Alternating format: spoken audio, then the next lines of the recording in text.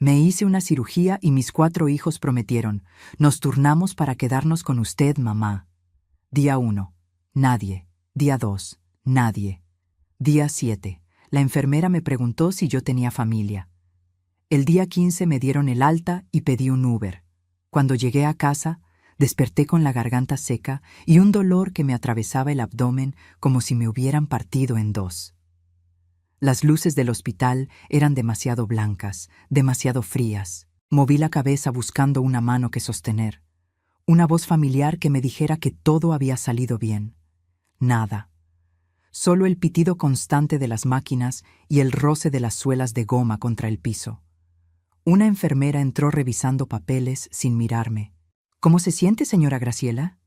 Quise responder, pero las palabras se ahogaron cuando recordé la última imagen antes de entrar al quirófano. Mis 4 hijos, todos de pie alrededor de mi camilla, con expresiones serias y promesas que sonaban a juramento. No se preocupe, mamá, nos vamos a turnar para quedarnos con usted. Damián, mi primogénito, había puesto su mano sobre la mía. No va a estar sola ni un solo día, se lo prometo. Rodrigo asintió. Natalia incluso tenía lágrimas en los ojos. Y Esteban, mi bebé de 33 años, me besó la frente diciéndome, «Todo va a estar bien, mami». Pero al abrir los ojos tras la cirugía, solo encontré sábanas blancas y silencio. Si esta historia te está removiendo algo por dentro, suscríbete al canal para más relatos que te harán reflexionar sobre la familia y la dignidad. El primer día pensé que llegarían tarde, que el tráfico de la Ciudad de México los había atrapado, que alguna emergencia los retuvo. Revisé mi teléfono cada 5 minutos. Nada. Ni una llamada. Solo mensajes fríos en el grupo familiar. «Perdón, mamá, surgió algo en el trabajo». «Disculpa, los niños están enfermos». «Hoy no puedo, tal vez mañana». El segundo día, el dolor físico se mezcló con otro tipo de dolor. Ese que te aprieta el pecho y te hace dudar de tu propio valor. ¿Acaso no había sido suficiente madre? ¿No había criado bien a estos hijos por los que sacrifiqué cada sueño propio? 23 años, cuidando sola a 4 niños después de que su padre murió en ese accidente en la fábrica. 23 años sin vacaciones, sin descanso, sin un momento para mí misma. Y ahí estaba yo, recién operada de una cirugía de vesícula complicada, mirando el techo de un hospital público mientras ellos seguían con sus vidas como si yo no existiera. El tercer día, dejé de revisar el teléfono con tanta frecuencia. El cuarto día, dejé de esperar.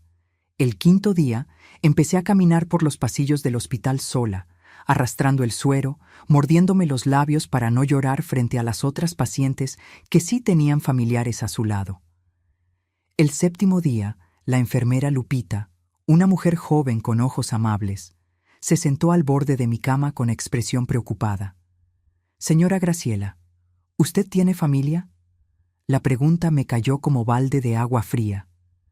«Tengo 4 hijos», respondí, y mi propia voz sonó hueca, como si viniera de muy lejos. Ella no dijo nada más, pero su mirada de lástima me dijo todo. En ese momento entendí que para el resto del mundo yo era una anciana abandonada.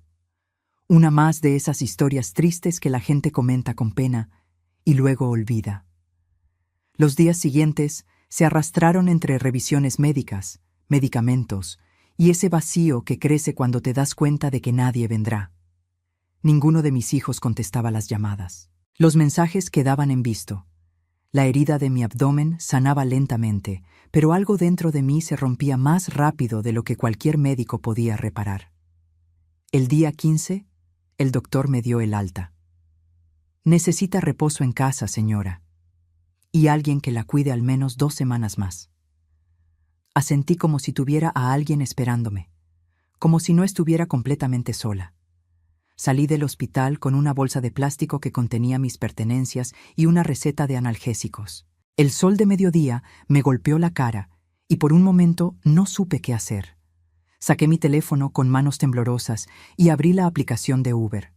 Mis dedos temblaban al escribir mi dirección. El conductor era un señor mayor que no hizo preguntas. Mejor así. No hubiera podido explicarle por qué una mujer de 67 años, recién operada, pedía un taxi en lugar de que su familia la recogiera. Durante el trayecto a casa, miré por la ventana las calles de Puebla que conocía de memoria. Las mismas banquetas donde enseñé a caminar a mis hijos. Las mismas esquinas donde esperábamos el camión para ir a la escuela. Todo me parecía distinto ahora, como si la ciudad misma supiera que algo en mí había cambiado para siempre. Cuando el auto se detuvo frente a mi casa, esa casa de 2 pisos con fachada color terracota que compré con el dinero del seguro de mi esposo, sentí un escalofrío. La puerta principal estaba entreabierta. Bajé del coche despacio, adolorida, confundida. Yo había dejado todo bien cerrado antes de ir al hospital. Siempre era cuidadosa con eso. Empujé la puerta con el corazón acelerado, y lo que vi al entrar me quitó el aliento que me quedaba. ¿Qué encontró Graciela en su propia casa? La respuesta cambiará todo lo que creía saber sobre sus hijos.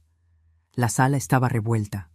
No como cuando dejas las cosas fuera de lugar por descuido, sino como cuando alguien ha buscado algo con prisa y sin cuidado.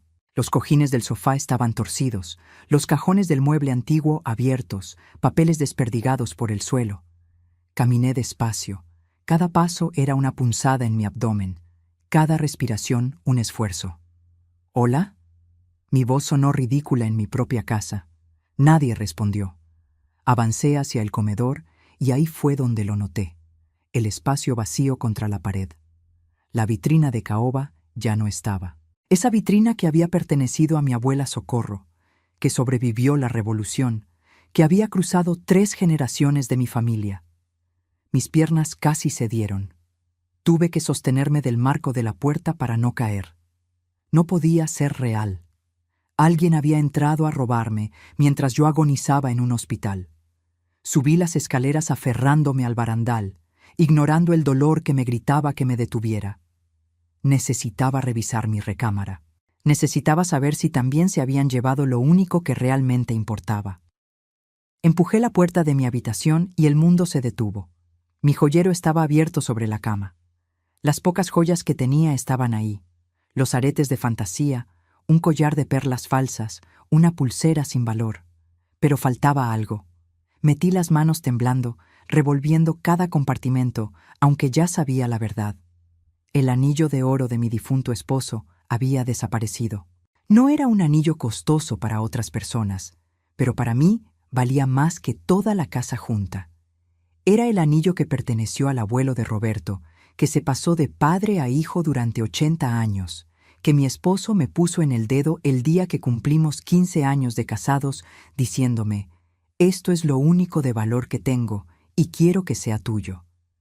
Se lo había prometido en su lecho de muerte. «Lo voy a cuidar como cuidé de ti, mi amor». Y ahora no estaba.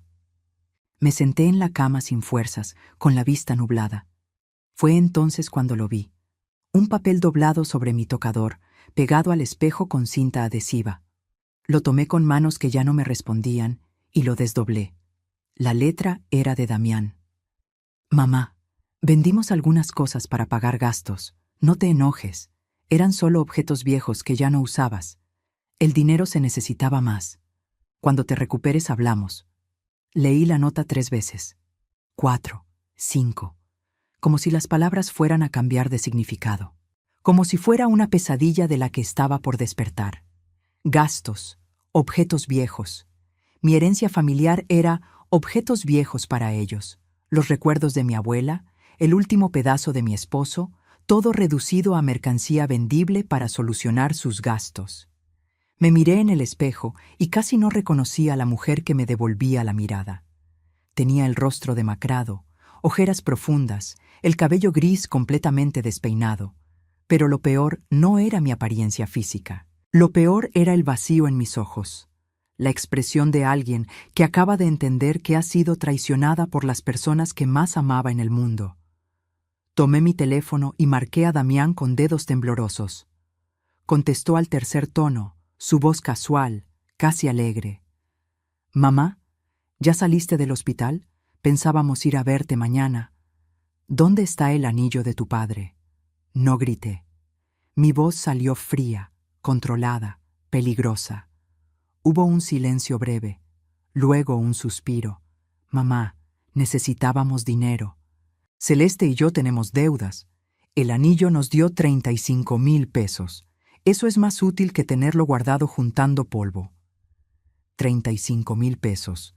Vendieron 80 años de historia familiar por 35,000 pesos. ¿Y la vitrina de la abuela Socorro?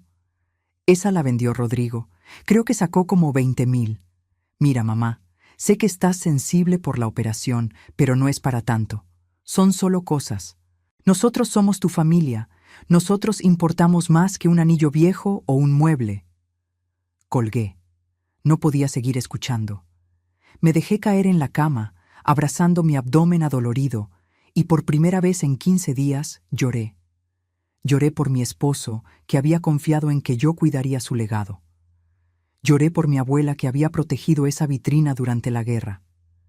Lloré por la madre tonta que había sido, que crió a 4 hijos sin enseñarles el valor de las cosas que no se compran con dinero.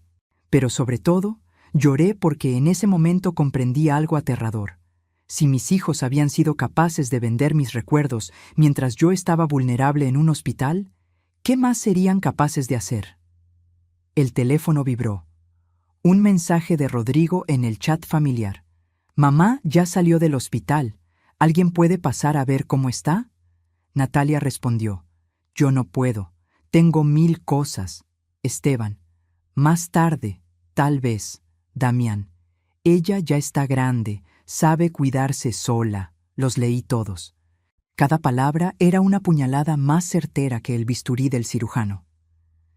Me quedé ahí sentada en mi cama, en mi casa saqueada, rodeada de espacios vacíos donde antes había amor y recuerdos, y supe que algo dentro de mí acababa de romperse de forma irreparable. Pero también supe algo más. No iba a quedarme como víctima llorando sobre lo perdido. Si mis hijos creían que podían tratarme como un estorbo del que podían aprovecharse, estaban a punto de conocer una versión de su madre que nunca habían imaginado. Lo que Graciela no sabía era que el robo del anillo era apenas el comienzo. Sus 4 hijos tenían un plan mucho más oscuro, y ella estaba a punto de descubrirlo. Pasé esa primera noche en casa sin dormir, mirando el techo, sintiendo cada puntada de la herida quirúrgica mezclarse con un dolor mucho peor. Al amanecer, tomé una decisión. Necesitaba entender qué estaba pasando realmente. Mis hijos no se habían convertido en ladrones de la noche a la mañana. Algo más grande estaba ocurriendo. Me levanté despacio, preparé café de olla como me enseñó mi madre. Necesitaba algo que me devolviera a mí misma. Y me senté a reconstruir mentalmente a cada uno de mis hijos. No como la madre ciega que había sido, sino como lo que debí ser siempre. Una mujer con los ojos bien abiertos. Damián. Mi primogénito de 42 años, el hijo en quien más había depositado mis esperanzas. Vendí hasta mi alianza de matrimonio para pagarle la universidad privada en administración. Él era el que iba a triunfar, el que nos iba a sacar adelante a todos, y lo logró, supuestamente. Tenía un trabajo estable en una empresa de logística, un auto reciente, una casa en una privada de clase media. Pero algo nunca cuadró. Siempre pedía dinero prestado. Siempre tenía una emergencia. Y estaba casado con Celeste. Celeste. Esa mujer de 38 años con uñas perfectas y bolsas de marca que yo sabía que no podían pagar. Siempre con una sonrisa plástica cuando me visitaba, siempre haciéndome preguntas que en su momento me parecían inocentes. Suegra, ¿esta casa ya está a nombre de alguien? ¿Tiene testamento? Ay, no es por nada, solo por prevenir. Las señales habían estado ahí todo el tiempo. Yo simplemente no quise verlas. Rodrigo era mi segundo hijo, 39 años, contador público. El obediente, el tranquilo, el que nunca causaba problemas. O eso creía yo. En realidad era el invisible, el que dejaba que su esposa Yanira tomara todas las decisiones.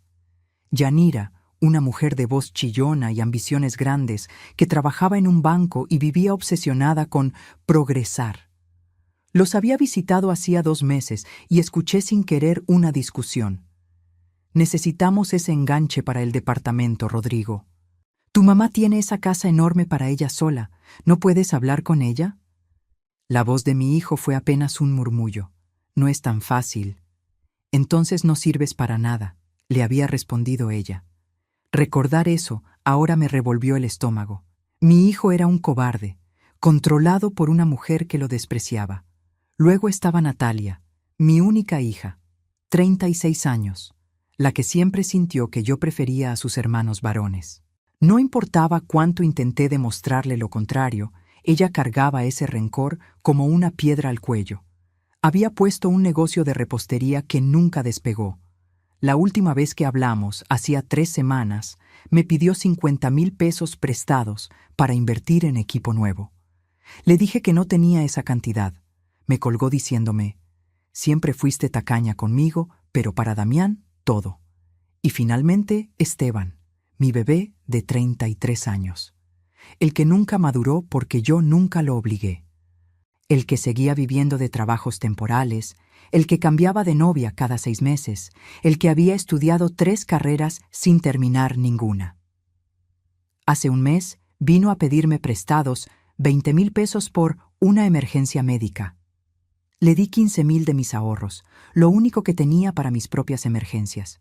2 días después lo vi en Facebook, en un casino de Querétaro.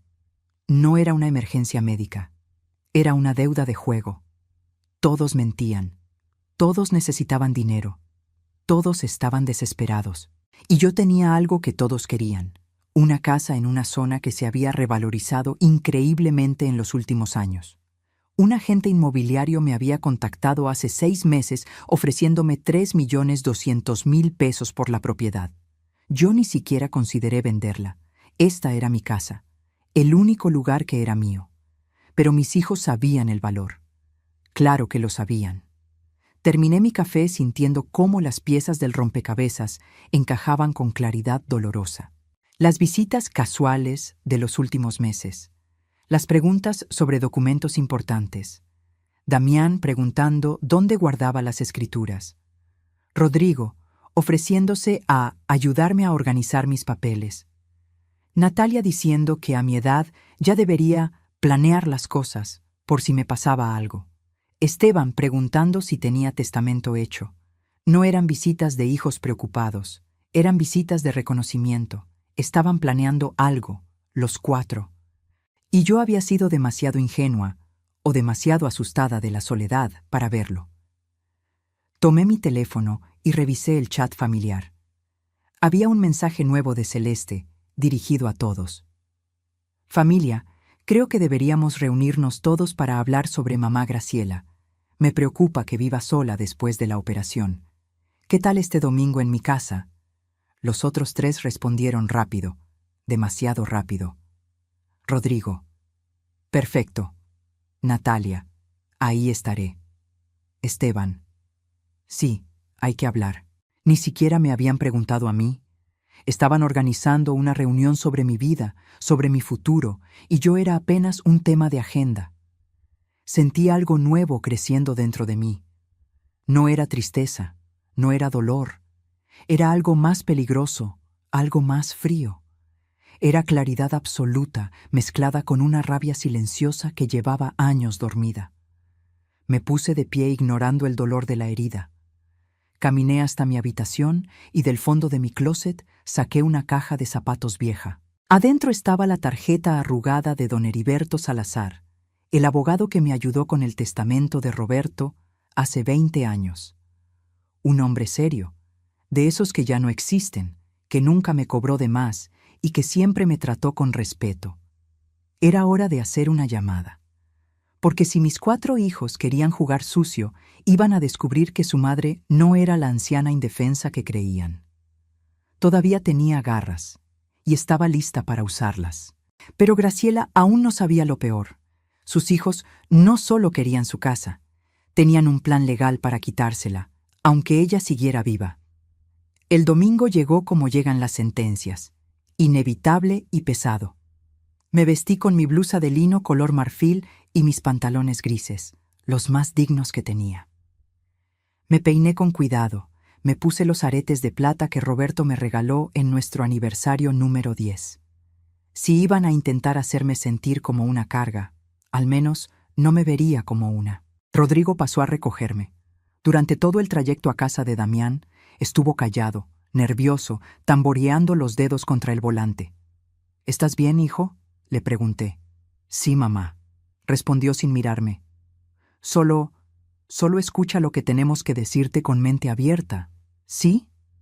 Esa frase me heló la sangre. Llegamos a la casa de Damián en la privada Las Fuentes. Una casa bonita de 2 pisos que siempre me había parecido demasiado grande para solo 2 personas. Celeste abrió la puerta con una sonrisa que no le llegaba a los ojos. Suegrita, qué gusto verla recuperada. Pase, pase. En la sala ya estaban todos. Natalia en el sofá individual, revisando su teléfono. Esteban recargado en la pared, mordiéndose las uñas. Damián de pie junto a la ventana, con los brazos cruzados y esa expresión seria que usaba cuando iba a decir algo importante. Celeste me guió hacia el sofá principal como si fuera una invitada de honor, o como si fuera la acusada en un juicio. ¿Quieren café? ¿Agua de Jamaica?, ofreció Celeste con esa dulzura falsa que ya me revolvía el estómago. Estoy bien, gracias. Se hizo un silencio incómodo. Los 4 se miraron entre sí como esperando que alguien más comenzara. Finalmente, Damián se aclaró la garganta. Mamá, te pedimos venir porque estamos preocupados por ti. Apreté las manos sobre mi regazo. ¿Preocupados? Sí, intervino Natalia sin levantar la vista del teléfono. Vives sola en esa casa enorme. Ya no eres joven. La cirugía demostró que en cualquier momento puede pasar algo. Pude haber muerto en esa cirugía, dije con voz tranquila, y ninguno de ustedes estuvo ahí. El silencio se volvió denso. Rodrigo bajó la mirada. Esteban dejó de morderse las uñas. Damián apretó la mandíbula. Precisamente por eso estamos aquí, dijo Celeste, sentándose a mi lado y tomando mi mano con las suyas perfectamente arregladas. Doña Graciela, nosotros no pudimos estar ahí porque, honestamente, todos tenemos vidas muy ocupadas, trabajos, hijos, responsabilidades. No es que no la queramos, es que simplemente no podemos estar pendientes todo el tiempo.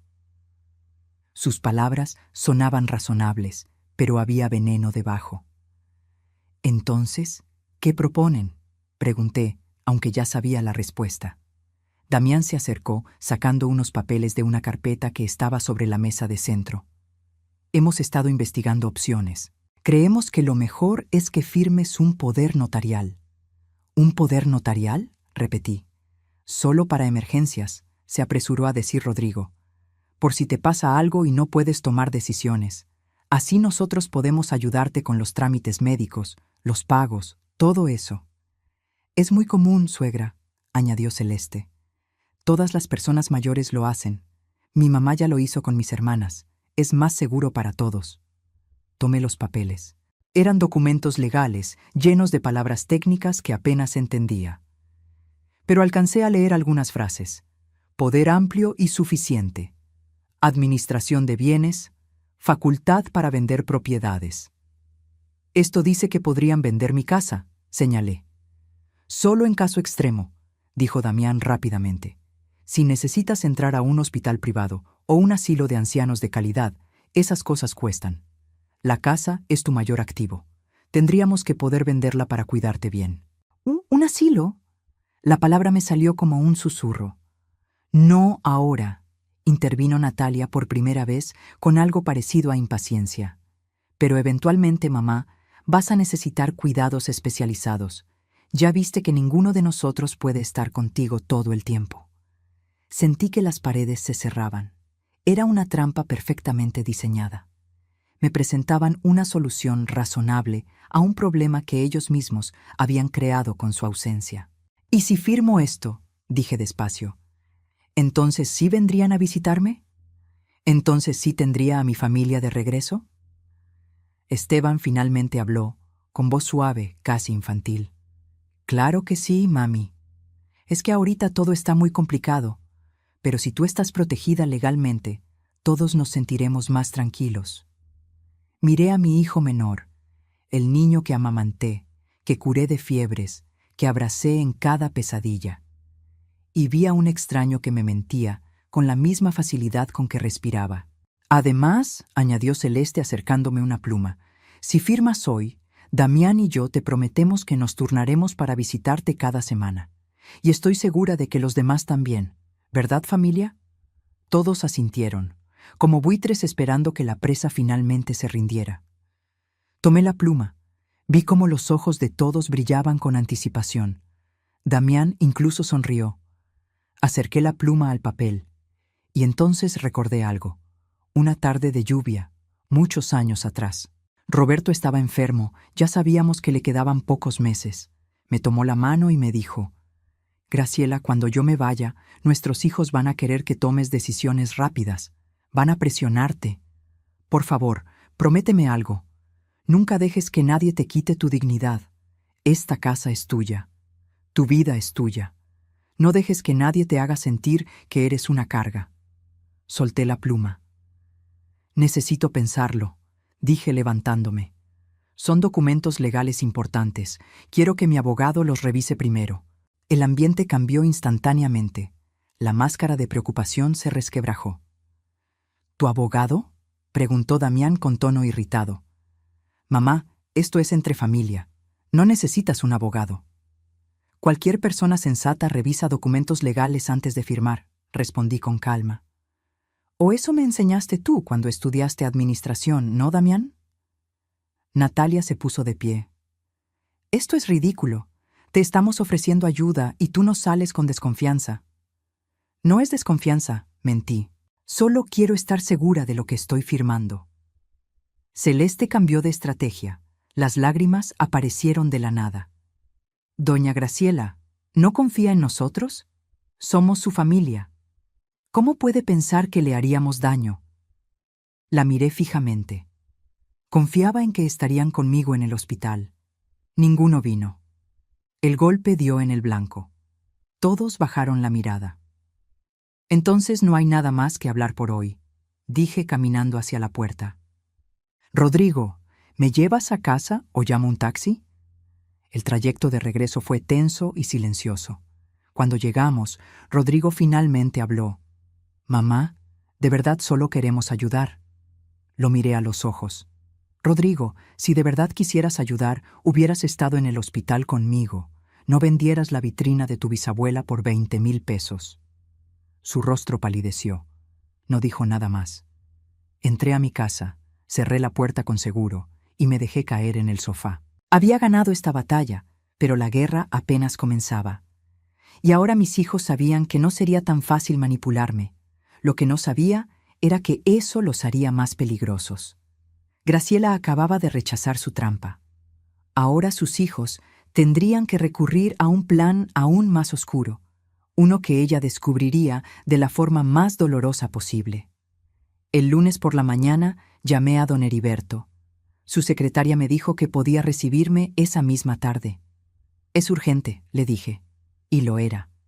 Sentía que el tiempo se me escurría entre los dedos como arena. Pasé la mañana revisando cada rincón de mi casa, buscando más cosas que pudieran haber desaparecido. Encontré espacios vacíos que antes no había notado. Faltaban 2 figuras de plata que Roberto coleccionaba, un reloj de pared antiguo que perteneció a mi padre, incluso una mantilla de encaje que mi madre bordó a mano. No eran robos de extraños, eran saqueos familiares, cada pieza elegida por su valor de reventa. A las 4 de la tarde, tomé un taxi al despacho de don Heriberto en el centro de Puebla. Su oficina estaba en un edificio antiguo de la calle 5 de Mayo, con pisos de loseta hidráulica y ventanas altas que dejaban entrar la luz de la tarde. Todo en ese lugar respiraba permanencia y confianza. Don Heriberto tenía 72 años, cabello completamente blanco y unos lentes de pasta gruesa que le daban aspecto de búho sabio. Se levantó para saludarme y noté la preocupación genuina en su mirada cuando vio mi estado. Señora Graciela, siéntese por favor, se ve cansada. Acabo de salir del hospital, expliqué mientras me acomodaba en la silla de cuero frente a su escritorio. Cirugía de vesícula, pero no vine a hablar de eso. Le conté todo: el abandono, el robo de mis pertenencias, la reunión del domingo, los documentos de poder notarial. Mientras hablaba, don Heriberto tomaba notas con una pluma fuente, su expresión volviéndose cada vez más seria. Cuando terminé, se quitó los lentes y se frotó el puente de la nariz. Señora Graciela, lo que me cuenta es más grave de lo que imagina. ¿Trajo los documentos que querían que firmara? Los saqué de mi bolsa. Él los leyó con cuidado, página por página, y con cada línea su ceño se fruncía más. Esto no es un simple poder para emergencias médicas, dijo finalmente. Esto es un poder notarial amplísimo. Si hubiera firmado, sus hijos tendrían control total sobre todos sus bienes. Podrían vender su casa sin su consentimiento, vaciar sus cuentas bancarias, incluso internarla en una institución contra su voluntad. Sentí que el aire se me escapaba de los pulmones.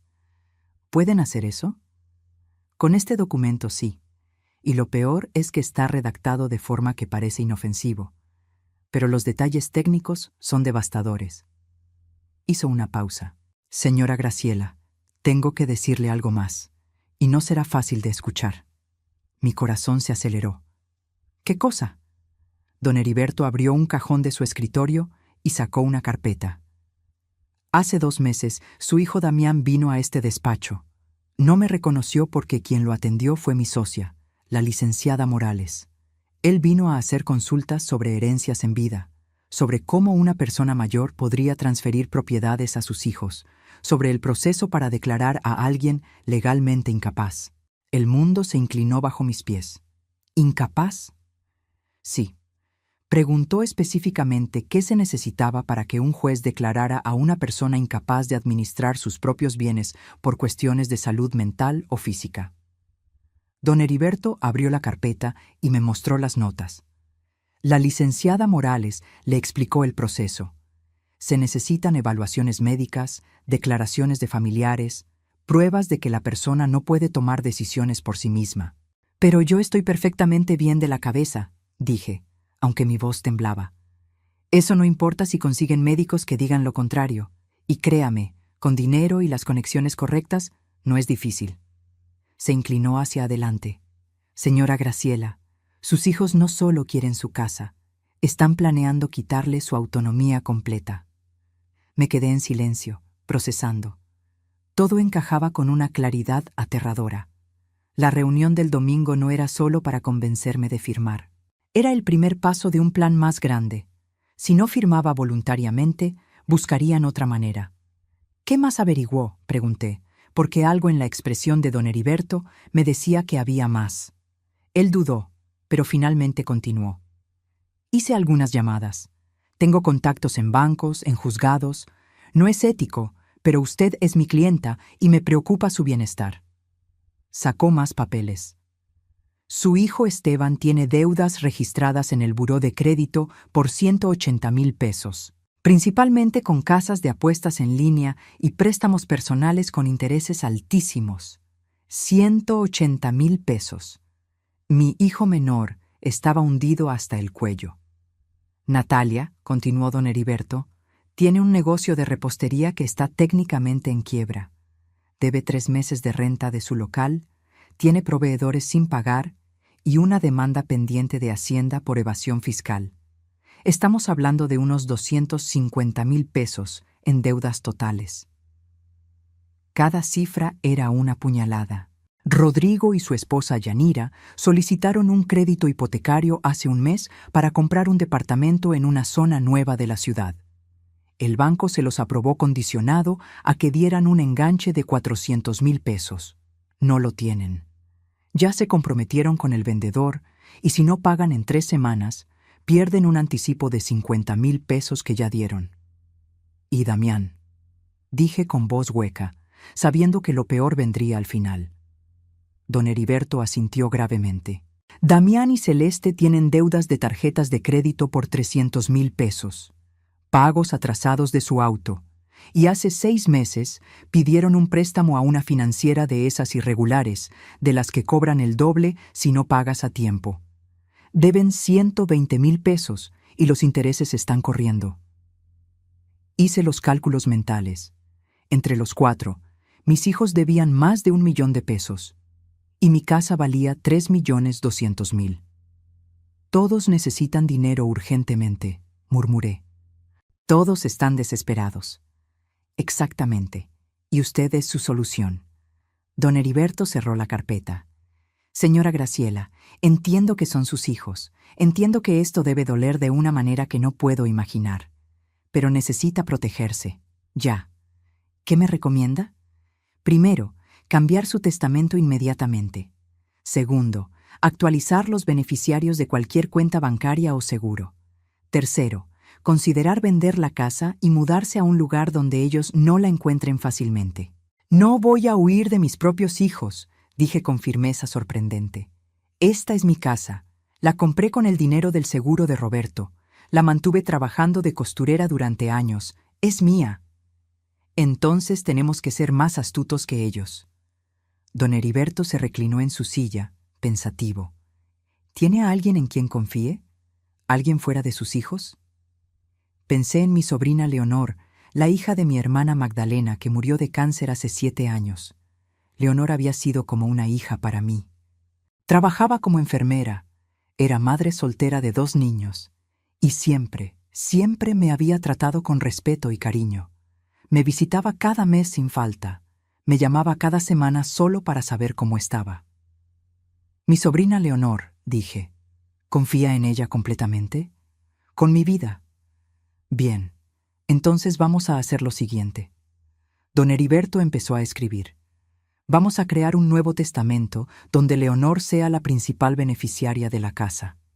También vamos a establecer un fideicomiso con instrucciones claras. Si alguien intenta declararte incapaz o internarte contra tu voluntad, automáticamente todo pasa a Leonor y a una fundación benéfica que tú elijas. ¿Una fundación? Para ancianos abandonados. Será su legado, señora Graciela, y será la mejor venganza, que sus hijos sepan que su avaricia no solo les costó su herencia, sino que ayudó a personas que ellos trataron de crear. Por primera vez en días, algo parecido a una sonrisa tocó mis labios. Me gusta esa idea. Hay algo más, añadió don Heriberto. Sus hijos van a intentar algo pronto. Están desesperados. Necesitamos estar preparados. Necesitamos evidencia de sus verdaderas intenciones. ¿Cómo? Dejándolos creer que tienen ventaja. Se quitó los lentes y me miró fijamente. Señora Graciela, ¿estaría dispuesta a actuar?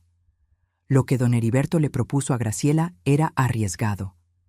Pero era la única manera de descubrir hasta dónde estaban dispuestos a llegar sus propios hijos.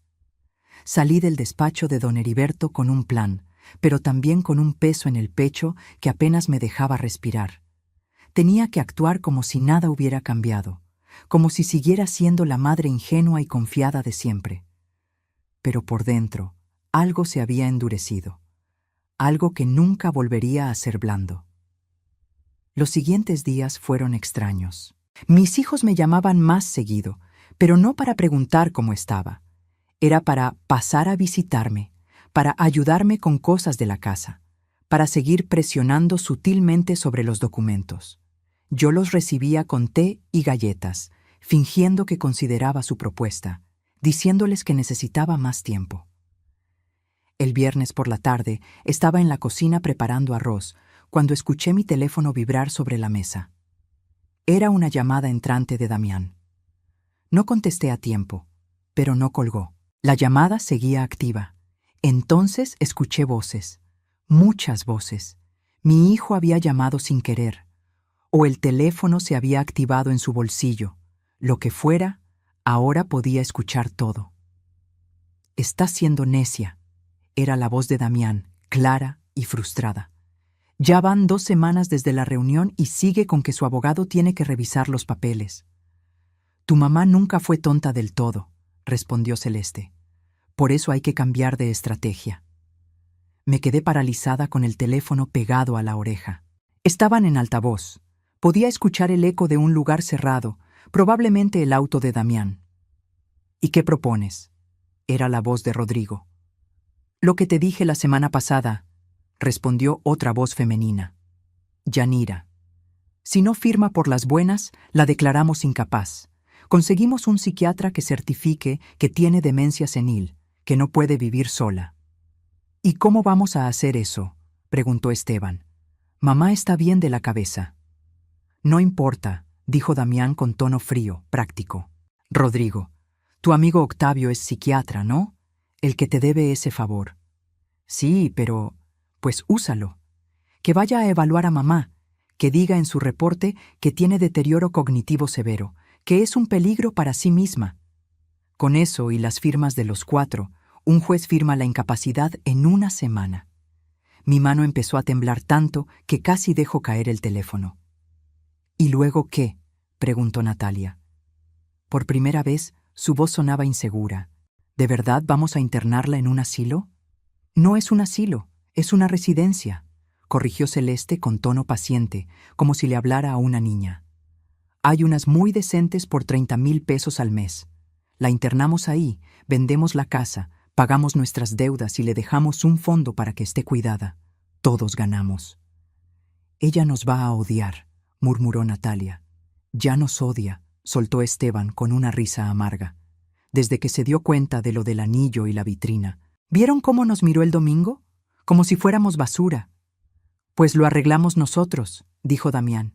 Miren, esa casa nos pertenece más a nosotros que a ella. Nosotros crecimos ahí. Nosotros tenemos familias, hijos, futuros. Ella ya vivió su vida, ya tuvo su tiempo. Ahora nos toca a nosotros. Las palabras me golpearon como puños. Ya vivió su vida. Como si yo fuera un trámite terminado, un ciclo completo que ya no servía para nada. Además, continuó Celeste, seamos honestos. Ella vive en esa casa enorme completamente sola. Es un desperdicio. Nosotros le daremos mejor uso a ese dinero. Damián y yo podemos salir de deudas y finalmente invertir en el negocio que queremos. Rodrigo y Yanira compran su departamento. Natalia salva su repostería. ¿Y Esteban? Yo puedo pagar lo que debo y empezar de cero, terminó mi hijo menor con voz de súplica, como pidiendo aprobación. Exacto, dijo Damián. Es una solución donde todos ganamos. Mamá estará cuidada en un lugar profesional y nosotros finalmente podemos vivir tranquilos. ¿Y si se resiste?, preguntó Rodrigo. Ella es terca cuando se lo propone. Hubo una pausa larga. Después, la voz de Damián sonó más baja, más siniestra. Si se resiste mucho, hay medicamentos que pueden mantenerla tranquila, calmada. El psiquiatra puede recetarle algo para su ansiedad, que la tenga más manejable. ¿Estás hablando de drogarla? La voz de Natalia subió de tono. Estoy hablando de medicarla apropiadamente para su condición, respondió Damián con tono profesional, como si fuera lo más normal del mundo. Es lo que se hace en estos casos. Silencio. Un silencio donde ninguno de mis otros 3 hijos objetó. Ninguno dijo que eso estaba mal. Ninguno defendió a su madre. ¿Cuándo lo hacemos?, preguntó Yanira. La semana que viene, respondió Celeste. Octavio va el miércoles a evaluarla. Para el viernes tenemos el dictamen. El lunes siguiente iniciamos el proceso legal. En 2 semanas, máximo 3, la casa está en venta. Y mamá está internada, añadió Esteban con voz plana, vacía. Donde estará mejor cuidada que con nosotros, insistió Damián. Créanme, es lo mejor para todos, incluida ella, aunque no lo entienda ahora. La llamada se cortó. Me quedé de pie en mi cocina, con el teléfono en la mano, el arroz quemándose en la estufa y el mundo desmoronándose a mi alrededor. Mis piernas cedieron. Me dejé caer en una silla. Y por primera vez en mi vida sentí algo peor que dolor. Sentí vacío absoluto. Estos eran los hijos que había criado sola después de enviudar a los 44. Los bebés que amamanté, que cuidé en cada enfermedad, que defendí de cada injusticia.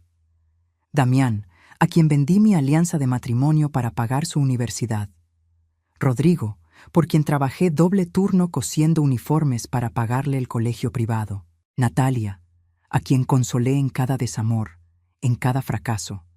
Esteban, mi bebé, a quien seguí protegiendo incluso cuando todos me decían que lo estaba malcriando. Les había dado todo, todo, mis años, mi salud, mis sueños. Cada peso que gané fue para ellos. Cada sacrificio tuvo sus nombres, y así me pagaban. No solo querían mi casa, querían encerrarme, drogarme, convertirme en un estorbo manejable mientras repartían los despojos de mi vida. Me levanté despacio y apagué la estufa. El arroz estaba negro, arruinado, como todo lo demás. Fui a mi habitación y me senté frente al espejo del tocador. La mujer que me miraba tenía 67 años, cicatrices de cirugía reciente, arrugas de preocupación y dolor. Pero también tenía algo nuevo en los ojos, algo duro, algo peligroso. Tomé mi teléfono y busqué la grabación de la llamada. Ahí estaba. 17 minutos de audio perfectamente claro. Las voces de mis 4 hijos planeando mi destrucción. Sentí algo extraño crecer en mi pecho.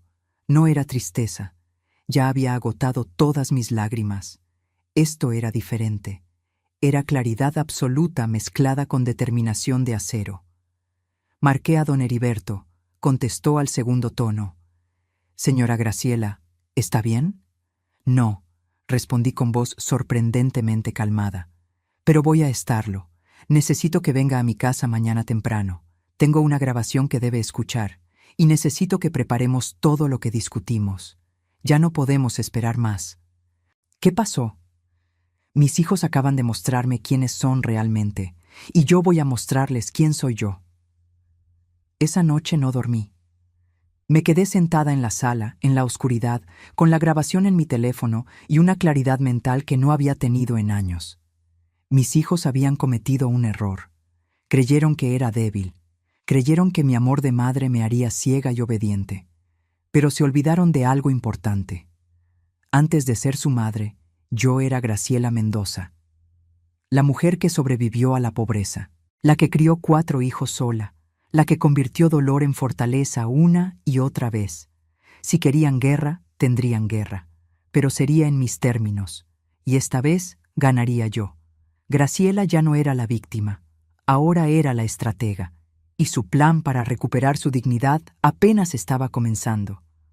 Don Heriberto llegó a mi casa a las 8 de la mañana del sábado. Traía consigo a la licenciada Morales, su socia, una mujer de unos 50 años con mirada inteligente y modales directos que me cayeron bien de inmediato. Les serví café y pan dulce que había comprado temprano en la panadería de Don Chuy. Necesitaba mantener las apariencias de normalidad. Luego puse el teléfono sobre la mesa y reproduje la grabación. Vi cómo sus expresiones cambiaban conforme escuchaban. Don Heriberto apretaba la mandíbula. La licenciada Morales tomaba notas rápidas, subrayando frases específicas. Cuando terminó, el silencio en mi cocina era denso como niebla. «Esto es oro puro», dijo la licenciada Morales finalmente. «Es evidencia directa de conspiración para cometer fraude, intento de despojo y hasta podríamos argumentar intento de secuestro. Con esta grabación, cualquier intento legal de ellos queda destruido». «Pero no quiero destruirlos», dije, y ambos abogados me miraron sorprendidos. «Quiero que aprendan. Quiero recuperar mi dignidad y quiero que entiendan lo que hicieron. Pero no quiero verlos en la cárcel». Don Heriberto asintió lentamente. «Entonces necesitamos un plan más sutil, más devastador emocionalmente que legalmente». «Exactamente», dije. «Quiero que sientan lo que yo sentí. Quiero que pierdan lo que creyeron ganado. Y quiero que sea por sus propias acciones, no por las mías». Durante las siguientes 2 horas diseñamos el plan. Era arriesgado, requería que yo actuara de forma convincente, pero era perfecto. Haría que mis hijos revelaran su verdadera naturaleza ante testigos, ante autoridades, ante ellos mismos. «¿Está segura de que puede hacer esto?», preguntó la licenciada Morales. «Va a requerir que actúe como si estuviera perdiendo la memoria, como si estuviera confundida. Va a ser doloroso fingir debilidad». «He fingido estar bien durante semanas mientras me desangraba por dentro», respondí. Puedo fingir estar mal durante unos días si eso me devuelve mi vida. Firmamos los nuevos documentos ese mismo día. El testamento quedó modificado. La casa iría a Leonor y una parte sustancial a una fundación que crearíamos para ancianos abandonados por sus familias. Los beneficiarios de mis cuentas bancarias cambiaron. Todo quedó protegido, blindado legalmente. Ahora viene lo difícil, dijo don Heriberto. Tiene que llamar a sus hijos y actuar como si algo estuviera mal. Tiene que plantarles la semilla de que su plan está funcionando. Esa tarde llamé a Damián. Dejé que el teléfono sonara varias veces antes de contestar, como si me costara trabajo encontrarlo. «Bueno», dije con voz ligeramente confundida. «¿Mamá? Soy Damián». «¿Damián? Ah, sí, hijo. ¿Cómo estás?» Hice una pausa. «Perdón, ¿ya habíamos hablado hoy?» Silencio del otro lado. Podía sentir sus engranajes mentales girando. «No, mamá, no hemos hablado. ¿Estás bien?» Sí, estoy bien. Solo que no recuerdo si tomé mi medicina esta mañana. Dejé las pastillas en algún lado y no las encuentro». Dejé salir una risa nerviosa. La verdad es que últimamente olvido muchas cosas. El otro día no recordaba dónde guardé las escrituras de la casa. Qué tontería, ¿verdad? Otro silencio. Este más largo, más calculador. ¿Las escrituras? ¿Las de la casa? Sí, esas. Las necesitaba para... Bueno, ya ni recuerdo para qué las necesitaba. Suspiré. Ay, hijo, creo que tienes razón. Tal vez sí necesito ayuda con estas cosas. Vivir sola está siendo más difícil de lo que pensaba. Mamá. La voz de Damián cambió. Se volvió más suave, más interesada. ¿Quieres que vaya a verte? Puedo pasar mañana, ayudarte a buscar tus papeles, organizarte las medicinas. ¿Mañana es domingo?, pregunté como si no lo supiera. Sí, mamá, mañana es domingo. Ah, bueno, sí, ven si quieres. Voy a hacer pozole. Hice una pausa. O era mañana cuando iba a hacer pozole. No me acuerdo. No te preocupes, mamá. Voy a las 11. Descansa. Colgué y respiré profundo. La trampa estaba puesta. Al día siguiente llegaron los 4. No solo Damián, todos. Claramente él había llamado a sus hermanos para contarles sobre mi confusión. Venían con expresiones de preocupación que habrían sido convincentes si yo no hubiera escuchado esa grabación. Los recibí en bata de casa, con el cabello sin peinar, arrastrando un poco las pantuflas. Había dejado papeles regados en la mesa, tazas de café sin lavar en diferentes partes de la sala, todo para crear la imagen de desorden mental. Hijos, qué sorpresa que vengan todos, dije con sonrisa vaga. ¿Es algún día especial? ¿Es mi cumpleaños? No, mamá, dijo Natalia sentándose a mi lado. Tu cumpleaños es en marzo, estamos en noviembre. Ah, claro, noviembre. Asentí como si acabara de recordarlo. ¿Ya comieron? Hice arroz, pero creo que se me quemó. ¿O fue ayer que se me quemó? No estoy segura. Los vi intercambiar miradas, miradas de oportunidad. Mamá, Rodrigo se arrodilló frente a mí. ¿Has estado tomando tus medicinas? Creo que sí, aunque a veces olvido. Hay tantas. Me toqué la frente. Y luego no sé si ya las tomé o si solo pensé en tomarlas. Esteban se levantó y empezó a caminar por la casa, mirando cada rincón con disimulo. Lo vi abrir cajones, revisar papeles. Buscaba las escrituras. Dejé que buscara. No las encontraría. Estaban en una caja de seguridad en el banco desde el día anterior. Mamá. Celeste se sentó del otro lado, tomando mi mano. Hemos estado pensando.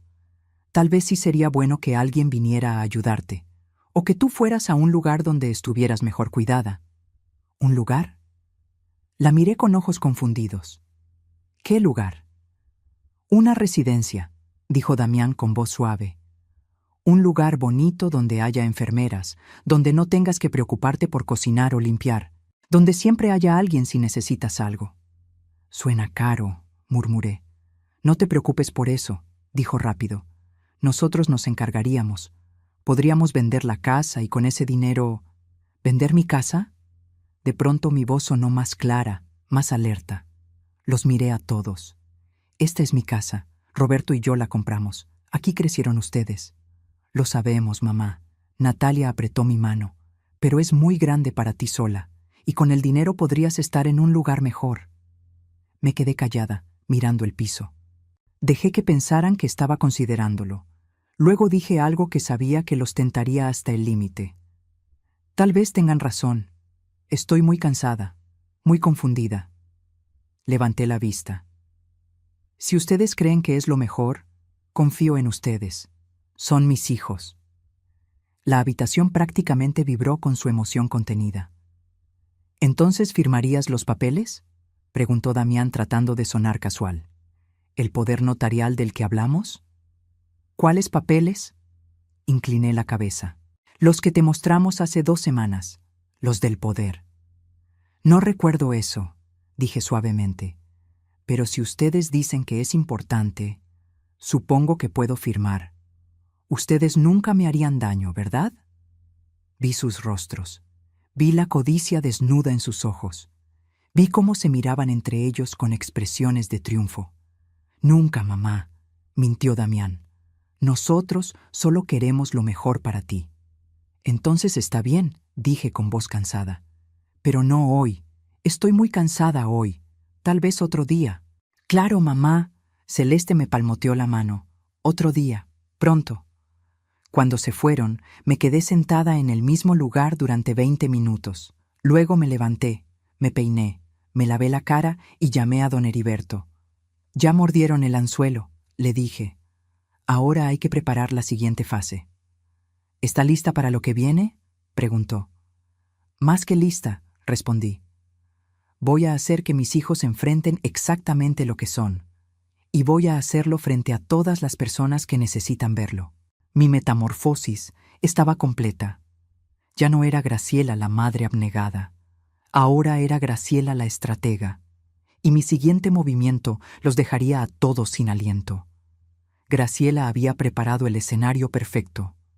Pero para que su plan funcionara, necesitaba que sus hijos dieran el paso final, y lo darían muy pronto. El miércoles llegó como estaba planeado. A las 3 de la tarde sonó el timbre. Era Rodrigo acompañado de un hombre delgado de unos 50 años, con bata blanca y maletín negro. El doctor Octavio Miranda, el psiquiatra amigo que iba a certificar mi supuesta demencia. Lo que mis hijos no sabían era que don Heriberto había hecho sus propias gestiones. En mi sala, escondida detrás de un marco de fotos, había una cámara diminuta. En el jarrón de la entrada, un micrófono. Todo perfectamente legal porque era mi casa y yo había dado mi consentimiento. La licenciada Morales estaba en su auto afuera, monitoreando todo en tiempo real. «Mamá», dijo Rodrigo con esa sonrisa falsa que ya me revolvía el estómago. «Mira, te traje al doctor Miranda. Es amigo mío. Solo quiere hacerte unas preguntas para ver cómo estás de salud». «¿Un doctor?», fingí confusión. «¿Estoy enferma?». «No, señora Graciela». El doctor Miranda se sentó frente a mí con libreta en mano. «Solo es una evaluación de rutina. Su hijo está preocupado por usted». Durante la siguiente hora, el doctor me hizo preguntas diseñadas para hacerme parecer incompetente. «¿Qué día es hoy? ¿En qué año estamos? ¿Puede decirme qué desayunó? ¿Recuerda dónde guardó documentos importantes?». Yo respondía con la mezcla perfecta de confusión y lucidez. A veces acertaba, a veces dudaba, a veces me contradecía. Lo suficiente para parecer en deterioro, pero no tan grave como para ser obvio que estaba actuando. Rodrigo intervenía estratégicamente. «Mamá ha olvidado tomar sus medicinas varias veces. El otro día dejó la estufa prendida. Se confunde con las fechas constantemente». Todas mentiras, todas dichas con la convicción de quien cree estar haciendo lo correcto. El doctor Miranda tomaba notas, asentía gravemente. Al terminar, le dijo a Rodrigo en voz baja, pero no tanto como para que yo no escuchara. «Es claro que hay deterioro cognitivo significativo. Voy a recomendar evaluación para determinar si puede seguir viviendo de forma independiente». «¿Y el documento?», preguntó Rodrigo ansioso. «¿El dictamen?». «Lo tendrás para el viernes. Con esto y las firmas de todos los hermanos, el proceso legal será rápido. Se fueron dejándome descansando. En cuanto cerré la puerta, respiré profundo y llamé a don Heriberto. «Lo tenemos todo grabado», dijo él con satisfacción en la voz. «Esto es conspiración para cometer fraude documentada. El doctor Miranda puede perder su licencia por esto». «Todavía no», le dije. «Déjelos llegar hasta el final. Quiero que se hundan solos». El viernes, como anticipado, Damián me llamó para organizar una reunión familiar urgente para el domingo. «Es importante, mamá. Vamos a hablar sobre tu futuro». Su voz era miel envenenada. «¿Mi futuro?», pregunté con voz pequeña. «Sí, mamá, para que estés mejor cuidada. Te queremos». El domingo llegaron todos a las 11 de la mañana, pero esta vez no venían solos. Damián traía una carpeta gruesa con documentos. Celeste traía folletos de residencias para adultos mayores. Todos vestían formal, como si fuera una ocasión especial. Lo que no sabían era que yo también había invitado a algunos otros. Los recibí en la sala, sentada en mi sofá favorito, con la misma bata de casa y expresión confundida de días anteriores. «Hijos, qué bonito que vengan todos. ¿Es Navidad?» «No, mamá», dijo Natalia sentándose. «Es noviembre todavía. Recuerda que hablamos de esto». Damián abrió su carpeta. «Mamá, trajimos los papeles que necesitas firmar. Es para tu protección». «Rodrigo te explicó que el doctor vino a verte, ¿verdad?» «¿Un doctor?», parpadeé. «Creo que sí. Creo que vino alguien». «Sí, mamá». Rodrigo se acercó. «Y él dice que necesitas ayuda, que ya no puedes vivir sola, así que vamos a ayudarte». «Encontramos un lugar hermoso». Celeste puso los folletos frente a mí. «Mira, tiene jardines, enfermeras las 24 horas, actividades. Vas a estar muy bien ahí». Tomé los folletos con manos temblorosas. Eran de un asilo de ancianos barato en las afueras de la ciudad. Nada de los 30,000 pesos al mes que habían mencionado en su conversación. Este costaba 9,000. Ni siquiera iban a gastar en internarme decentemente. «¿Me van a llevar a vivir ahí?», pregunté con voz quebrada. «Es lo mejor», dijo Esteban, sin poder mirarme a los ojos. «Ahí vas a estar cuidada». «¿Y mi casa?» «Nosotros nos encargaremos de la casa». Damián puso los documentos frente a mí. «Por eso necesitas firmar esto. Es un poder para que podamos vender la casa y administrar el dinero para pagar tu residencia». «Pero yo quiero mi casa», dije, y dejé que mi voz temblara. «Esta es mi casa. Aquí vivo con Roberto». Hubo un silencio incómodo. Natalia se aclaró la garganta. «Mamá, papá murió hace 23 años». «¿Murió?». Abrí los ojos grandes. «¿Cuándo?». «Perfecto. Los tenía justo donde los quería». Vi sus expresiones, mezcla de lástima falsa e impaciencia real. Creían que había ganado. «Mamá», Damián puso la pluma en mi mano. «Firma aquí. Nosotros cuidaremos todo. Confía en nosotros». Tomé la pluma. Acerqué el papel. Vi cómo todos contenían la respiración, y entonces sonó el timbre.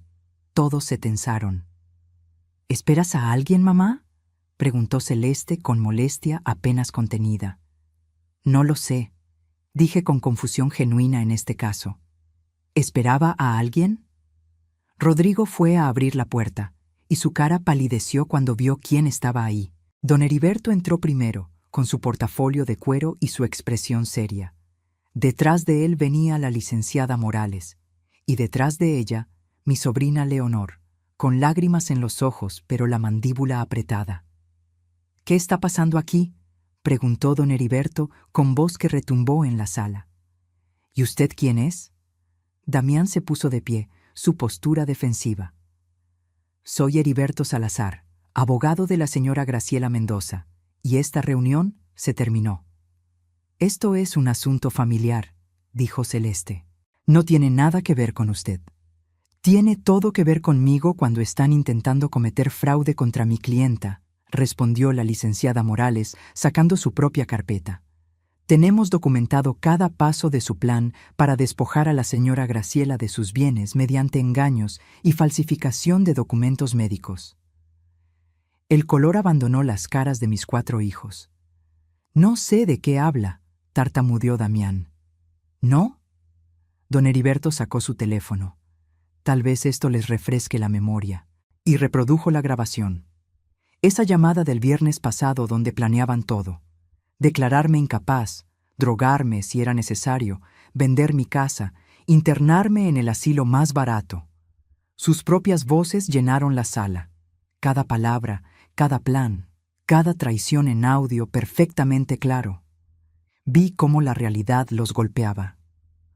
Rodrigo se dejó caer en una silla. Natalia se cubrió la boca. Esteban miraba el piso como si quisiera que se lo tragara. Celeste y Yanira se miraron entre sí con pánico. Y Damián, mi hijo mayor, en quien más había confiado, apretó los puños con furia impotente. Eso fue una conversación privada, logró decir. Que tu madre escuchó, respondí, y mi voz ya no era la de una anciana confundida. Era clara, fuerte, firme. Llamaste sin querer, Damián, y escuché cada palabra de tu plan para destruirme. Me puse de pie despacio. Ya no arrastraba los pies. Ya no temblaba. Los miré a cada uno, uno por uno. Ustedes creyeron que era una vieja tonta, continué. Creyeron que podían manipularme, robarme, encerrarme. Creyeron que mi amor de madre me haría ciega. Mamá. Rodrigo intentó hablar. No. Mi voz salió como látigo. Ya no soy tu mamá. Una madre es alguien a quien respetas, a quien cuidas, a quien amas. Yo fui eso para ustedes. Pero ustedes para mí fueron ladrones esperando que me muriera. Leonor se acercó y me tomó del brazo. Su presencia era un ancla. Ahora van a escuchar lo que va a pasar, dijo don Heriberto. La señora Graciela ha modificado su testamento. Esta casa, junto con un porcentaje importante de sus bienes, irá a su sobrina Leonor y a una fundación para ancianos abandonados. Una fundación que llevará el nombre de su difunto esposo, Roberto Mendoza. «No pueden hacer eso», gritó Celeste. «Somos su familia». «Ustedes dejaron de ser familia el día que la abandonaron en el hospital», respondió la licenciada Morales con frialdad. «Pero hay más. Tenemos documentadas todas sus acciones, el robo del anillo y la vitrina, la conspiración con el doctor Miranda, quien por cierto ya está siendo investigado por el Colegio de Médicos, y el intento de fraude mediante documentos falsos. Podríamos presentar cargos criminales», continuó don Heriberto, «pero la señora Graciela, en su infinita generosidad, ha decidido no hacerlo». Los 4 me miraron con mezcla de alivio y confusión. «Sin embargo», añadí yo, «hay condiciones. Las condiciones que Graciela estaba a punto de imponer cambiarían todo, y sus hijos finalmente entenderían el precio real de la traición». El silencio en mi sala era tan denso que podía cortarse con cuchillo. Mis 4 hijos me miraban como si me vieran por primera vez. Y tal vez era cierto, porque la mujer que tenían frente a ellos ya no era la madre sumisa que conocieron. «Siéntense», ordené. No fue una sugerencia, fue una orden, y obedecieron como niños asustados. Leonor se quedó de pie a mi lado, su mano todavía en mi brazo. Don Heriberto y la licenciada Morales se posicionaron detrás del sofá, como testigos silenciosos de este juicio familiar. Voy a decirles exactamente lo que va a pasar. Comencé con voz calmada pero letal. Y van a escuchar cada palabra sin interrumpir, ¿entendido? Nadie respondió. Lo tomé como un sí. Primero, el anillo de su padre y la vitrina de mi abuela. Saqué de mi bolsillo un sobre. Lo abrí y dejé caer sobre la mesa un fajo de billetes. Aquí están los 55,000 pesos que obtuvieron por vender las únicas cosas que tenían verdadero valor sentimental para mí. Don Heriberto se encargó de rastrear las ventas y recuperar el dinero de sus cuentas. Damián abrió la boca para protestar, pero don Heriberto levantó una mano. Todo legal. La señora Graciela presentó las denuncias correspondientes. Ustedes vendieron propiedades robadas. Técnicamente, podrían enfrentar cargos. Pero no lo harán, continué, porque yo no voy a denunciarlos, no porque no lo merezcan, sino porque no quiero que mis nietos crezcan visitando a sus padres en la cárcel. Vi cómo esa mención a mis nietos los golpeaba. Natalia comenzó a llorar silenciosamente. Segundo, esta casa. Caminé hacia la ventana y miré hacia la calle donde había jugado con ellos cuando eran niños. Esta casa que compramos su padre y yo con el dinero de su seguro de vida. Esta casa que mantuve trabajando hasta que me sangraban los dedos de tanto coser. Esta casa donde los crié a los 4. Esta casa ya no será de ustedes. Mamá, por favor, empezó Esteban. Mi testamento, lo interrumpí, establece claramente que al morir, el 60% del valor de esta casa irá para Leonor, quien ha sido más hija para mí en estos últimos años que ninguno de ustedes. El 40% restante irá a la Fundación Roberto Mendoza para ancianos abandonados. Damián se puso de pie de golpe. Eso es injusto. Nosotros somos tus hijos biológicos. Siéntate, Damián. Mi voz cortó el aire. Porque todavía no termino. Se sentó despacio, la rabia contorsionándole el rostro. Además de eso, saqué otro papel de mi bolsillo. Don Heriberto preparó un documento muy interesante. Se llama Declaración de Intención Vital. En él establezco que si en algún momento alguien intenta declararme incapaz sin mi consentimiento, o internarme contra mi voluntad, o administrar mis bienes sin una orden judicial debidamente fundamentada, automáticamente se activa una cláusula. Todo, absolutamente todo, pasa de inmediato a Leonor y a la Fundación. Ustedes quedan fuera completamente, sin un peso, sin nada. La licenciada Morales agregó: este documento está registrado ante notario y tiene copias en 3 instituciones bancarias diferentes. Es impugnable solo con mi muerte o con evidencia médica de múltiples especialistas independientes. El doctor Miranda ya no podrá ayudarlos. Su dictamen quedó inválido cuando documentamos su conspiración. Rodrigo tenía la cabeza entre las manos. Yanira lloraba. Celeste miraba a Damián como culpándolo por todo. Natalia sollozaba sin consuelo. Esteban parecía un niño perdido. Tercero, continué, y mi voz se quebró ligeramente aquí porque esta parte dolía incluso a mí. Sus nietos, mis nietos. Levanté la vista y los miré directamente. Sebastián tiene 8 años, Valeria tiene 6, los mellizos de Rodrigo tienen 5 y Andrea, la hija de Natalia, tiene 4. Nombrarlos me costó, porque a ellos sí los amaba sin condiciones. Ellos no tienen culpa de lo que ustedes hicieron. Así que he creado un fideicomiso educativo para cada uno, 200,000 pesos por niño, que recibirán cuando cumplan 18 años, exclusivamente para educación universitaria. Vi sorpresa en sus rostros. No esperaban eso. Ese dinero, aclaré, viene de mis ahorros de toda la vida, del trabajo que ustedes creyeron que no valía nada, y lo recibirán directamente ellos, sin pasar por ustedes, ni un peso. Mamá. Natalia intentó hablar entre lágrimas. No. Levanté mi mano. Ustedes tuvieron su oportunidad de hablar cuando planeaban drogarme, cuando decidieron que yo ya había vivido suficiente. Ahora me toca a mí. Caminé de regreso al centro de la sala y los enfrenté a todos. Cuarto, el doctor Octavio Miranda. Ya presentamos una queja formal ante el Colegio de Psiquiatras.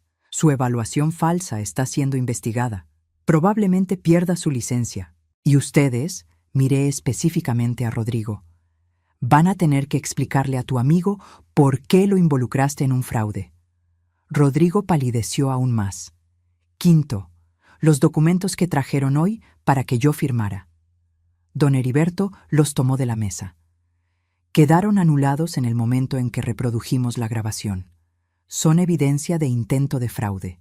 Los guardamos por si algún día deciden intentar algo similar. Hice una pausa. Respiré profundo. Lo que venía era lo más difícil. Y sexto, ustedes. Los miré uno por uno. Mi primogénito que vendió mi pasado por 35,000 pesos. Mi segundo hijo, que fue demasiado cobarde para defender a su madre. Mi única hija que confundió mi amor con preferencia y convirtió resentimiento en venganza. Mi hijo menor que nunca maduró y ahora pagaba el precio. Yo los amé con cada fibra de mi ser, dije, y las lágrimas comenzaron a rodar por mis mejillas. Les di todo, mi juventud, mi salud, mis sueños. Cuando su padre murió y me quedé sola con 4 niños menores de 19 años, pude haberme rendido. Pude haber buscado quien me mantuviera. Pero no lo hice porque ustedes eran mi mundo. Mi voz se quebró, pero continué. Trabajé turnos dobles. Vendí hasta mi alianza de matrimonio. Cosí hasta que mis dedos sangraban. Me salté comidas para que ustedes comieran. Usé ropa vieja para que ustedes tuvieran uniforme nuevo. Y cuando crecieron y formaron sus familias, seguí dándoles. Dinero para enganches, para emergencias, para sus negocios. Nunca les dije que no cuando necesitaban algo. Damián tenía lágrimas en los ojos ahora. Todos las tenían.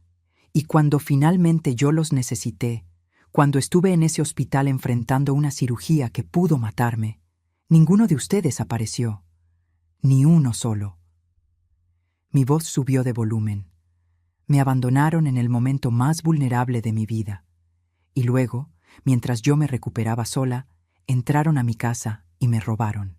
Vendieron los únicos recuerdos tangibles que me quedaban de las personas que amé. Lo sentimos, sollozó Natalia. ¿Lo sienten? Mi risa fue amarga. ¿Sienten haberlo hecho o sienten que los atrapé? Nadie respondió. La respuesta estaba clara en sus caras avergonzadas. Esto es lo que va a pasar ahora, dije con firmeza recuperada. Pueden seguir siendo parte de mi vida o pueden irse, pero si se quedan, será bajo mis términos. Nada de visitas falsas buscando oportunidades, nada de preguntas sobre dinero o herencias, nada de manipulaciones. Saqué el último documento de mi bolsillo. Don Heriberto preparó un acuerdo. Si quieren tener alguna relación conmigo de ahora en adelante, lo firman. En él se comprometen a respetar mis decisiones, a no intentar manipularme o controlarme, y a aceptar que mi testamento y mis bienes son asunto mío y de nadie más. ¿Y si no firmamos?, preguntó Damián con voz ronca. Lo miré directo a los ojos. Entonces no vuelven a poner un pie en esta casa, no vuelven a llamarme, y cuando yo muera se enterarán por el periódico. El peso de esas palabras cayó sobre ellos como lápida. Tienen una semana para decidir, dije. Don Heriberto les enviará copias del acuerdo. Si firman, podemos intentar reconstruir algo. No será lo mismo, nunca volverá a ser lo mismo. Pero tal vez, con años de esfuerzo genuino de su parte, podamos tener algún tipo de relación. Me acerqué a la puerta y la abrí. Ahora váyanse. Todos. Necesito descansar. Y necesito que esta casa vuelva a sentirse como mi hogar, no como un campo de batalla. Uno por uno se levantaron. Celeste y Yanira salieron rápido, sin mirar atrás. Esteban se detuvo frente a mí, con lágrimas rodando por su cara. Mamá, yo. Pero no encontró las palabras, solo bajó la cabeza y salió. Rodrigo me miró con ojos rojos. Perdóname. Fue todo lo que dijo antes de irse. Natalia se detuvo y me abrazó. Yo no le devolví el abrazo. Toda mi vida creí que no me querías, susurró. Y ahora entiendo que siempre me quisiste. Fui yo quien no supo verlo. La solté suavemente. Tienes una semana, Natalia. Damián fue el último, mi primogénito, el niño en quien deposité tantas esperanzas. Se paró frente a mí con el orgullo destrozado. Creí que estaba haciendo lo correcto, dijo con voz quebrada. Creí que te estaba protegiendo. No, Damián, respondí con cansancio infinito. Creíste que estabas protegiendo tu herencia. Hay una diferencia enorme. Se fue sin decir más. Cerré la puerta y me apoyé contra ella. Las lágrimas que había contenido finalmente salieron. Leonor me abrazó mientras yo lloraba. Lo hiciste bien, tía, susurró. Fue lo correcto. ¿Por qué duele tanto hacer lo correcto?, pregunté entre sollozos. Porque el amor real siempre duele cuando lo traicionan, respondió. Pero también sana, ya lo verás. Don Heriberto y la licenciada Morales se despidieron poco después, dejándome sola con Leonor. Nos sentamos en la sala, en silencio, mientras la tarde se convertía en noche. Graciela había ganado la batalla, pero el verdadero desafío apenas comenzaba: aprender a vivir con la victoria. 6 meses después, me desperté en mi casa con el sol entrando por la ventana de mi habitación. La herida de la cirugía había sanado completamente, pero las cicatrices invisibles tomaban más tiempo. Algunas mañanas todavía dolían. Me levanté despacio, ya no por dolor físico, sino por costumbre. Preparé café de olla en la cocina, que ahora se sentía más grande y más silenciosa, pero también más mía. Mientras el aroma llenaba el espacio, recordé cómo había sido esa primera mañana después de la confrontación. El vacío. La sensación de haber ganado una guerra pero perdido una familia. Excepto que no la había perdido toda. Leonor venía a visitarme 2 veces por semana. Sus hijos, mis sobrinos nietos de 7 y 9 años, llenaban la casa de risas los domingos. Ellos no cargaban el peso de la traición ni las expectativas. Solo traían amor simple, honesto, sin condiciones. Y luego estaban mis propios nietos. De mis 4 hijos, solo Natalia firmó el acuerdo. Lo hizo después de 3 días de la fecha límite. Llegó sola una tarde lluviosa con los ojos hinchados y el papel en las manos. No espero que me perdones, había dicho, pero quiero intentarlo. Quiero que Andrea conozca a la verdadera tú, no a la abuela que yo inventé en mi cabeza por mi propio resentimiento. Y lo estaba intentando. Venía cada 15 días, siempre puntual, siempre respetuosa. No preguntaba por dinero, no mencionaba la herencia, solo traía a Andrea y tomábamos té mientras la niña jugaba en el jardín. Las conversaciones eran incómodas al principio, llenas de silencios pesados, pero lentamente, muy lentamente, estábamos construyendo algo nuevo, algo honesto. Los otros 3 no firmaron. Damián intentó negociar. Envió mensajes diciendo que el acuerdo era demasiado severo, que necesitaba términos más justos. Don Heriberto le respondió que no había negociación posible. No volvimos a saber de él. Me enteré por Natalia que él y Celeste se divorciaron 2 meses después de todo. Aparentemente, cuando quedó claro que no habría herencia que perseguir, Celeste decidió buscar mejores oportunidades en otro lado. Rodrigo mandó una carta escrita a mano que llegó 4 semanas después de la confrontación. No pedía perdón directamente, pero explicaba cómo Yanira lo había manipulado durante años, cómo se había sentido atrapado entre su esposa y su madre, cómo eligió mal. La carta terminaba diciendo: «Entiendo si no quieres volver a verme. Solo quería que supieras que yo sí te quise, mamá. Solo que no supe cómo demostrarlo». No firmó el acuerdo, pero tampoco volvió a pedir nada. Existíamos en un limbo mutuo de respeto distante. Esteban simplemente desapareció. Natalia me contó que había huido a Guadalajara para escapar de sus acreedores. Cada tanto me llegaban noticias de terceros, que estaba trabajando en un restaurante, que había conocido a alguien que seguía apostando. Era como tener un hijo fantasma, presente en mi memoria pero ausente de mi vida. Y extrañamente, con el tiempo, esa ausencia dolió menos. Caminé hacia mi estudio, la habitación que había convertido en oficina de la fundación. Sobre el escritorio había pilas de solicitudes, cartas de agradecimiento, fotografías de ancianos que ahora recibían ayuda gracias a la Fundación Roberto Mendoza. Habíamos ayudado a 17 personas en estos 6 meses, ancianos abandonados en hospitales sin familia, abuelos desalojados de sus propias casas por hijos codiciosos, personas de la tercera edad que necesitaban apoyo legal para proteger sus bienes. Cada historia era un espejo de la mía, y cada vez que ayudábamos a alguien, sentía que la traición de mis hijos adquiría un significado más grande. Su egoísmo había sembrado semillas de protección para otros. Leonor manejaba la parte administrativa de la fundación con eficiencia y corazón. Don Heriberto ofrecía servicios legales pro bono 2 días al mes. La licenciada Morales daba talleres gratuitos sobre protección patrimonial para adultos mayores. Yo, con mi experiencia de primera mano, hablaba con cada persona que llegaba buscando ayuda. Les contaba mi historia, les mostraba que sobrevivir era posible, que recuperar la dignidad era posible, y por primera vez en décadas sentía que mi vida tenía propósito más allá de ser madre. El timbre sonó sacándome de mis pensamientos. Era Leonor con carpetas bajo el brazo y una sonrisa en el rostro. «Tía, tengo noticias», dijo mientras entraba. «¿Recuerdas al señor Villegas? ¿El que sus hijos intentaron vender su terreno mientras estaba hospitalizado?» «Claro». Ganó el caso. El juez declaró nula la venta y multó a los hijos por fraude.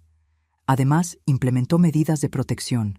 Me pidió que te dijera que gracias por darle el valor de luchar. Sentí calidez en el pecho. Eso es maravilloso. Pasamos la mañana revisando nuevos casos, planificando eventos de recaudación, organizando talleres. A la 1 preparé comida para ambas. Arroz rojo, pollo en mole verde, tortillas recién hechas. Leonor me ayudó a poner la mesa y comimos hablando de todo y de nada, como lo hacen las familias reales. Por la tarde, después de que Leonor se fue, me senté en el jardín con una taza de té. Observé las bugambilias que Roberto había plantado hace 30 años, todavía floreciendo vibrantes y fuertes. Sobrevivientes, como yo. Mi teléfono vibró. Un mensaje de Natalia. «Tía, Andrea pregunta si puede quedarse a dormir este viernes. Quiere que le enseñes a hacer las galletas de nuez que tanto le gustan». Respondí. «Claro, dile que compro los ingredientes». Otro mensaje, este de un número desconocido. «Señora Graciela, soy Mariana Torres. La licenciada Morales me dio su contacto. Mi suegra está pasando por una situación similar a la suya. ¿Podríamos hablar?» Respondí. «Llámeme mañana a las 10. Con gusto la escucho». Guardé el teléfono y miré el cielo que comenzaba a teñirse de naranja con el atardecer. Pensé en Roberto, en cómo habría manejado él todo esto. Probablemente con menos teatro y más directa acción legal. Pero creo que estaría orgulloso de mí de todas formas. Orgulloso de que finalmente aprendí a no dejar que nadie me quitara mi dignidad. Pensé en mis hijos, en el amor que sentí por ellos cuando nacieron, en los sacrificios que hice sin dudarlo, en las esperanzas que deposité en ellos. Todo eso había sido real. No era un error amar profundamente. El error fue amar sin límites, sin esperar reciprocidad, sin exigir respeto. Ahora entendía que el amor de madre no debía ser incondicional al punto de la autodestrucción, que poner límites no era dejar de amar, era amarse a una misma lo suficiente para no permitir el abuso. ¿Los extrañaba? Sí.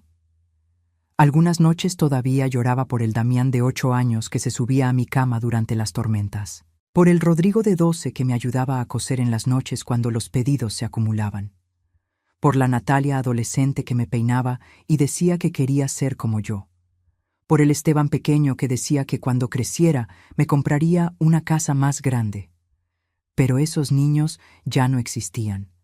Habían crecido y elegido su camino, y yo tenía que elegir el mío. Entré a la casa cuando el sol se ocultó completamente. Preparé una cena ligera. Vi un programa de televisión que me gustaba. Me di un baño largo con sales aromáticas que me regaló Leonor. Cosas simples que antes me habrían parecido egoístas, pero que ahora entendía eran autocuidado necesario. Antes de dormir, abrí el cajón de mi buró donde guardaba la fotografía de Roberto y los niños. Todos sonrientes, todos juntos, en un tiempo cuando la inocencia todavía era posible. La miré durante largo rato. «Lo hice, mi amor», susurré a la foto. «Defendí lo nuestro, defendí mi dignidad. Sé que duele, sé que no es el final feliz que imaginamos, pero es el final justo, y eso tiene que ser suficiente». Guardé la foto y apagué la luz. Al día siguiente sería otro día de la fundación, otra oportunidad de ayudar a alguien, otra oportunidad de convertir mi dolor en propósito. Porque esa era la lección que había aprendido con sangre y lágrimas. No puedes controlar cómo te traicionan, pero sí puedes controlar cómo te levantas después. No puedes obligar a las personas a valorarte, pero sí puedes elegir valorarte a ti misma. No puedes cambiar el pasado, pero sí puedes decidir qué legado dejas. Y mi legado ya no sería ser la madre que lo dio todo hasta quedarse vacía. Sería ser la mujer que cuando tocó fondo, encontró la fuerza para construirse alas. Cerré los ojos con una última verdad resonando en mi mente. Mis hijos me enseñaron que la familia no es sangre, es lealtad. Perdí 4 hijos, pero gané mi dignidad. Y eso, nadie me lo puede quitar. Esta es mi historia. La historia de Graciela Mendoza, una mujer de 67 años que sobrevivió al abandono, la traición y el intento de despojo por parte de sus propios hijos. Una mujer que tuvo que elegir entre el amor ciego y el amor propio. Si estás leyendo esto y pasas por algo similar, quiero que sepas algo. Tu valor no depende de quienes te abandonaron. No dependes de la validación de tus hijos, tus familiares o cualquier persona que intente hacerte sentir como una carga. Tú vales por quien eres, por lo que has sobrevivido, por la dignidad que llevas contigo. Y si algún día tienes que elegir entre ser amada o ser respetada, elige respeto, porque el amor sin respeto es manipulación disfrazada. Nunca es tarde para recuperar tu vida. Nunca es tarde para poner límites. Nunca es tarde para decir, hasta aquí, porque la verdadera riqueza no está en lo que posees, sino en lo que no permites que te quiten. ¿Y tú? ¿Has vivido una historia similar? ¿Conoces a alguien que esté pasando por esto? Déjame tu comentario contándome desde qué parte del mundo nos acompañas hoy. Dale like si esta historia te hizo reflexionar y suscríbete para seguir escuchando historias de vida real que nos enseñan sobre dignidad, justicia y amor propio. Porque juntos somos más fuertes y nadie merece ser tratado como invisible en su propia vida.